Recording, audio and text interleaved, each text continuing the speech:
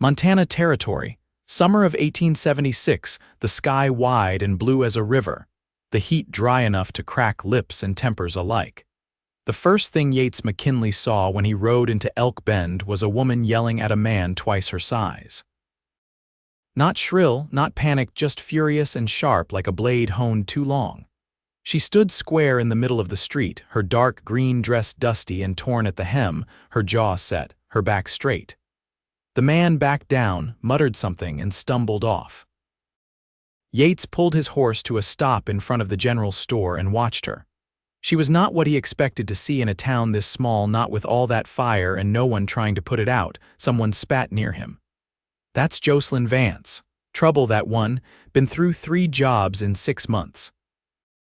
Talks too loud, fights too hard, thinks she can fix everything herself. Yates swung down from his horse. Sounds like she is fixing things. She ain't worth the headache. Yates looked at her again. She had turned to help a boy pick up spilled apples from the ground, her hands gentle now, her voice low. "We'll see," he said, tying his horse and heading inside. He had not come to Elkbend for a woman. He had come with a herd of cattle, a busted shoulder, and a plan to stay through winter. But when he came out of the store with a sack of flour and a bag of nails, she was still there, now bent over a loose wagon wheel, sleeves rolled up, face flushed. "You need help?" he asked. Joselyn glanced up, eyes wary. "You know how to fix an axle? I know how to lift one." She nodded once. "Then grab the other side." He did. Dirt clouded around them as they worked. She did not soften much, but she did not snap at him either. Her hands were quick, her words plain. She smelled like horses and soap. When the wheel clicked back into place, she wiped her brow and looked at him for the first time like she saw him. "You knew in town, just passing through, might stay." She nodded again. "You ride with the herd that came down from the north?" "I did." She hesitated, then said, "I run the boarding house. I got 2 rooms open if you are staying." Yates glanced around. "You run it, built it too," she said, "after my husband died." 2 years back. Yates liked her more with every word. He nodded. "I will take one." Over the next week he learned things about her, not from gossip, he ignored that, but from watching. She got up before sunrise. She could shoe a horse, cook a stew, and swing a hammer. She had a daughter and a son, Susanna, age 9, and Samuel, age 6, both sharp-eyed and quiet. Their father had died in a flash flood, and no one from either side of the family had come to help. Joselyn did it all. People said she was too much, too loud, too hard to love. Yates thought she was just enough.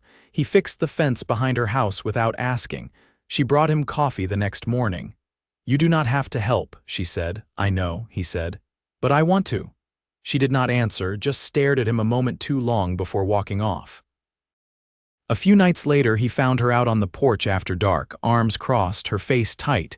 "Kids are asleep?" he asked. "Yeah." He sat beside her. "You all right?" She nodded, then shook her head. "Someone broke into the shed, took what little coal I had stored. I got nothing left for heat if the nights turn. I will find out who took it. I do not need saving." Yates turned to her. "I did not say you did, but it is all right to let someone stand beside you." She looked away, her jaw clenched. "They all say I am too much," she said after a long silence.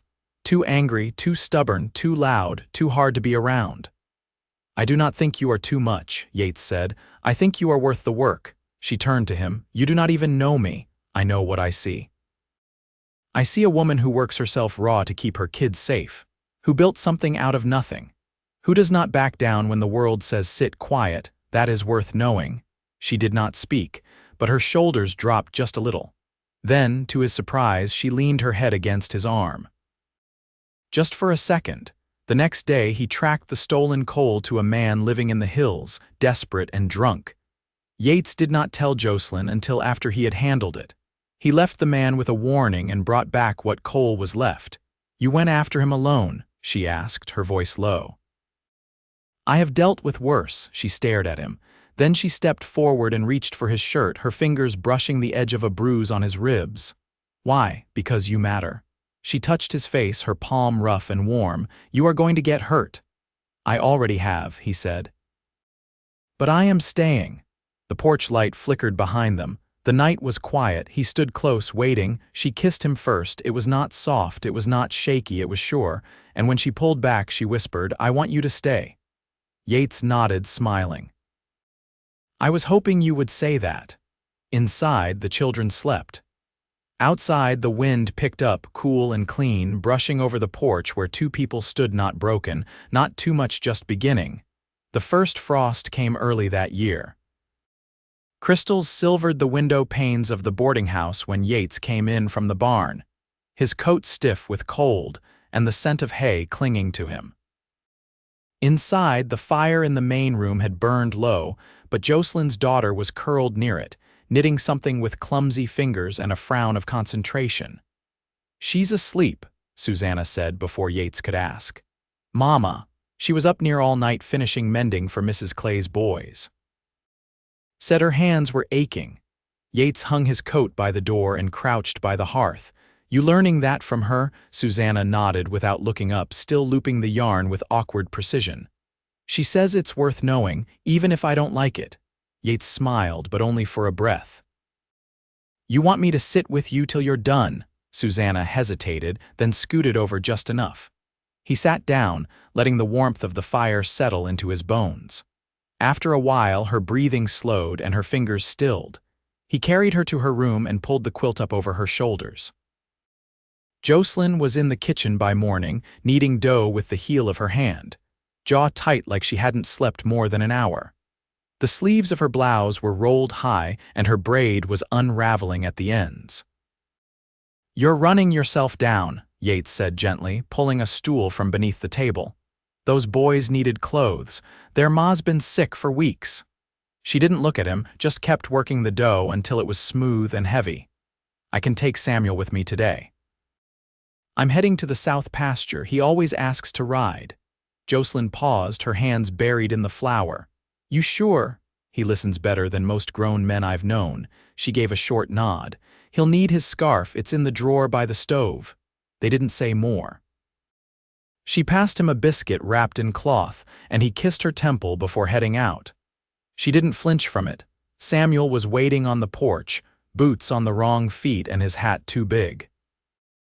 "Mama said I can go. You're my right-hand man today." Yates fixed the boy's boots, then lifted him onto the horse before swinging up behind. The sun was just breaking the ridge, light catching on the frost-covered grass as they rode. Samuel asked questions nonstop about fence posts, cattle behavior, cloud shapes, and the way birds flew in formation. Yates answered each one patient and steady. When they stopped to check the creek's edge, the boy grew quiet. "Mama cried last week," he said. "In the pantry." "She thought we didn't hear." Yates squatted beside him, hands resting on his thighs. "You tell her you heard." Samuel shook his head. "She gets mad when we see her cry." "She's not mad at you. She just wants to stay strong for you and Susanna." "Is she strong?" "She's the strongest person I know." Samuel looked up, brows drawn. "Stronger than a bear," Yates laughed softly, "by a long shot." That night, Joselyn knocked on the wall beside Yates' door before entering. She held a cup of tea in both hands, steam curling around her face. "I heard about the bear," she said with a tired smile. "He's got a fine imagination." She sat across from him, setting the tea down and rubbing her hands together.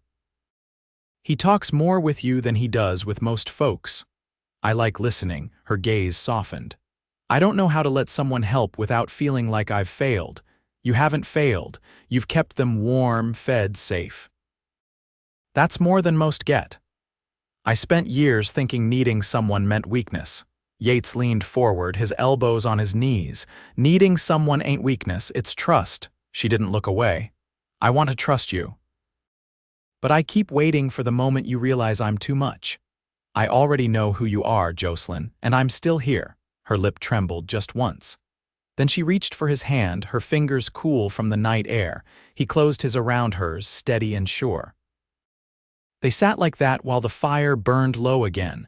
No words left between them, but none needed either. By late October, snow dusted the edges of the fields and the wind carried that sharp, dry bite that got under coats and into joints. The boarding house's roof had lost 3 shingles in the last storm. and Joselyn had been eyeing the ladder since morning, her mouth set in a way Yates knew meant she'd go up there herself if he didn't get to it first. He tossed a glance at her through the kitchen window as he hammered the last nail in place. She was feeding the hens, her breath fogging in the air, her hair tied back but loose at the nape. She moved slower these days, not from fatigue, but from something quieter, like she was letting herself breathe. When he came down the ladder, she was already waiting at the bottom with a strip of cloth and a tin of salve. "You tore the skin at your knuckle," she said, reaching for his hand. "I didn't notice." "You wouldn't." He let her wrap the cloth, her fingers careful but not tentative. "You ever let anyone take care of you before?" she asked without looking up. "Not in ways that lasted. I used to think I had to earn love by doing everything right." Yates flexed his hand beneath hers. "You don't have to earn anything with me." She tied off the cloth, then looked at him, eyes steady. "I've been saving money, quietly. Just in case I had to leave again." He didn't ask what she meant by again. That word carried too much weight to toss around. "I'm not going anywhere now," she said. "But I needed you to know I was ready to. I'm glad you didn't." She let out a breath, not quite a sigh. "Me too." They didn't speak again until later, when the sun was low and the children were brushing the horses under the lean-to. Joselyn stood beside the fence, watching the silhouettes of her son and daughter move between the animals' legs without fear. "I taught them not to flinch," she said. "They learned it well." She leaned her arms on the top rail. "I never thought about what it would feel like to have someone here, not just passing through but staying, not just for them, for me." Yates stepped beside her. "You think you could get used to it?" "I think I already have." He didn't touch her, just stood close enough that their shoulders brushed. The cold didn't seem to matter then. "I've been thinking," she said after a while, "about expanding the house. There's space behind the kitchen for 2 more rooms." "You expecting company?" "I was hoping you'd stay in one of them." Yates turned to her. "You want me in the back room? I want you in the front one, the one next to mine, or maybe just one room between us." He smiled slowly. "That's something you're asking." "It is." "Then I'll start drawing up plans." She didn't answer right away. "Then I want a life that doesn't have to brace for leaving." "You've got one," he said. "Right here." The wind picked up through the cottonwoods, sending leaves skittering across the yard. From the barn, Samuel's laughter broke through, clear and bright. Joselyn's hand found Yates and held it firm and sure, and for the first time in years she didn't feel like she had to be ready to run. By mid-November, the river had started to crust over at the edges, and the cottonwoods stood bare along the bend, their branches thin as wire against the sky. The days leaned short, and the light had a washed-out quality to it, pale and tired by afternoon. Yates had taken to splitting kindling in the early hours, not because it was needed just then, but because it helped him think. Joselyn had begun sewing curtains for the new room they were fitting out together, and the work had grown into something more than necessity. It was theirs now, not hers alone. One late afternoon, Yates found her in the back field, a coil of wire slung over one shoulder, her boots sunk deep in mud from an overnight thaw. She was stringing fence along the far line, her coat unbuttoned and her cheeks flushed with cold. "You should have waited," he said, stepping over the frost-hardened ruts. "I was coming out to finish that." "You were busy with the chimney cap," she said, threading the wire through a split post. "Figured I could get a head start." He held the post steady while she tightened the line. Her hands worked without pause, but her eyes flicked toward him once. "I got a letter," she said. "From my sister in Fort Benton, first I've heard in near 3 years." He didn't ask why the silence had lasted so long. Instead, he asked, "She well?" "She's remarried. Says her new husband's a trader with a route up the Marias. Wants to know if I'll bring the children to visit come spring." Joselyn tugged the wire taut, her voice flat and unreadable. "What do you want to do?" "I want to see her," she said. "But I won't take them unless I trust the road."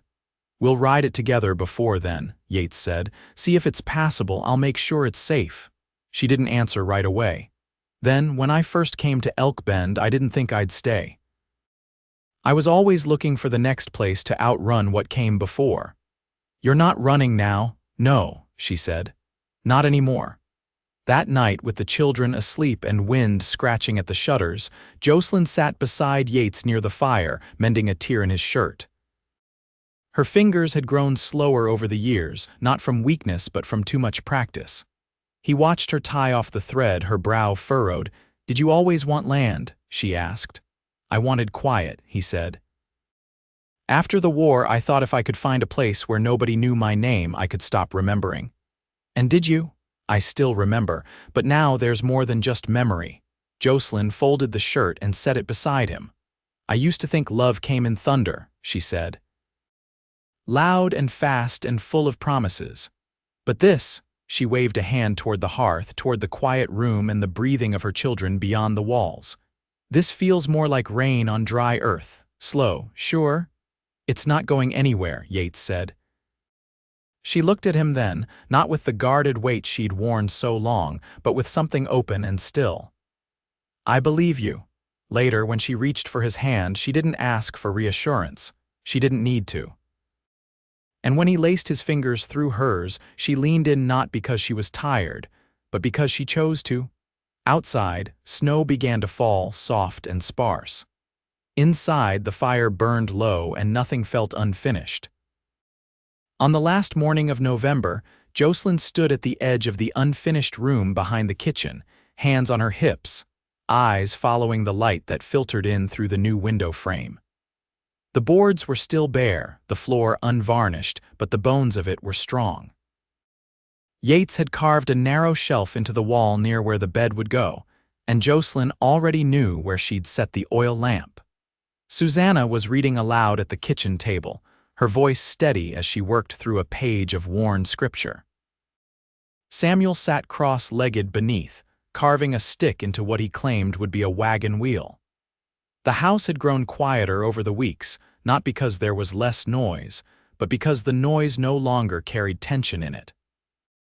Yates came in with the last of the lumber, his gloves tucked into his belt and sawdust clinging to his collar. He set the planks down and straightened, his gaze meeting hers. "Window fit just right," she said. "You picked the size." "I didn't know it'd feel like that much light." "You want the sill deeper," she nodded. "Could keep a pot of mint there come spring." They didn't say more. He brought the rest of the boards in and she cleared space so they could stack them neat. When the children went out to feed the chickens, she stayed behind, wiping her hands with a cloth and leaning back against the wall. "There's something I should have told you before now," she said. Yates set his hammer down. "Go on." "I used to think I wasn't fit to raise them alone. After he died, I'd get up in the middle of the night thinking they'd be better off with someone else." He took a step toward her, but she shook her head. "I don't feel that way anymore, but I did, for a long time.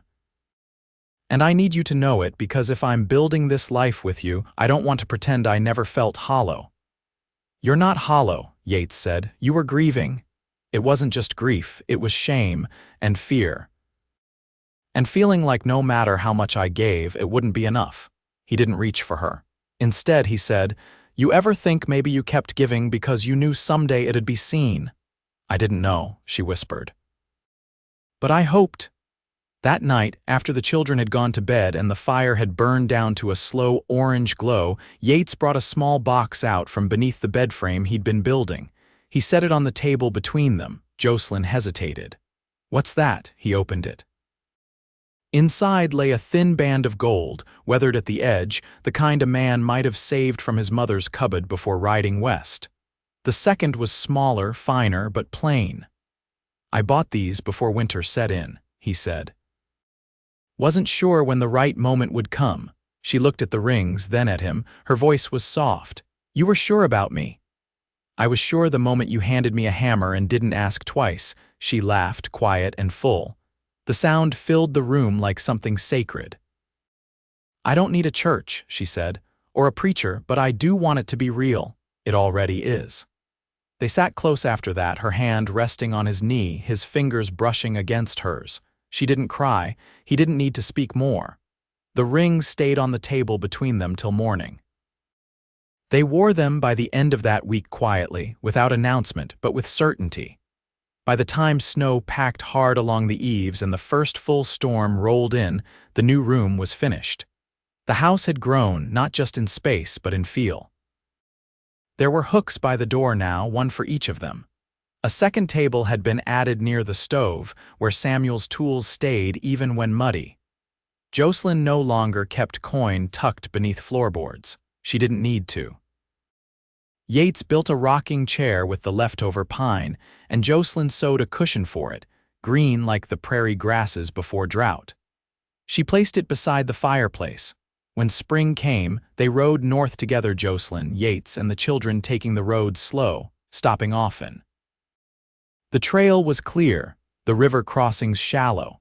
She wrote to her sister ahead of time, not to ask for welcome, but to say she was coming with the family she'd chosen. They returned to Elkbend in time for the first planting.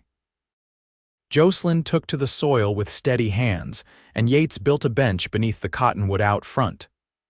In the evenings, they sat there, her feet in his lap, the children playing in the grass, the light soft and long. And when the wind stirred the wheat fields beyond the ridge, she would lean into him, eyes closed, and breathe deep, not bracing, not waiting to flee, just full of the life she'd finally let herself keep. They were never loud about their love, but it was in everything. In the way she touched his shoulder as she passed, and how he warmed her tea without being asked. In the stories told by firelight and the silence that never felt empty. They had built something with no promises of ease, only of presence, and it held, through seasons, through years. Through the ordinary, quiet joy of being truly home.